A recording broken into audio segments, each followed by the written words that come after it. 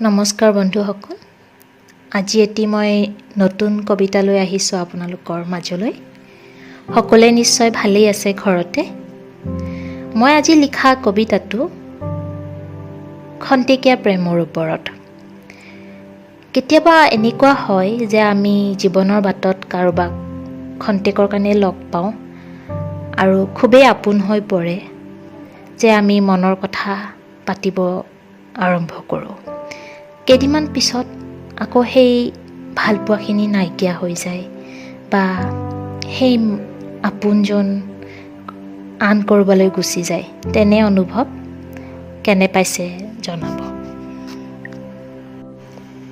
কবিতাটিৰ শিৰোনাম অচিন পক্ষীৰ মৰম। অচিন পক্ষী তই জিৰালিহি মোৰ হৃদয়ত। জানিছিলোঁ মই যে দুদিনৰ আলহী তই, প্ৰেমৰ ডেউকা বোলাই মোক মাতিলিহি আৰু যে মোলৈ চাই কলি, এবাৰ চাচোন মোৰ চকুলৈ। তই চাব খুজিছিলি মোৰ চকুত আবেগ, চঞ্চল হাঁহি মাৰিলে মোৰ চকু জুৰিয়ে।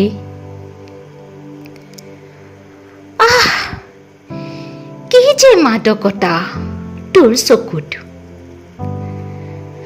মৰমৰ অপেক্ষাত থকা মোৰ চনকা হিয়াখনি শিয়ৰি উঠিল।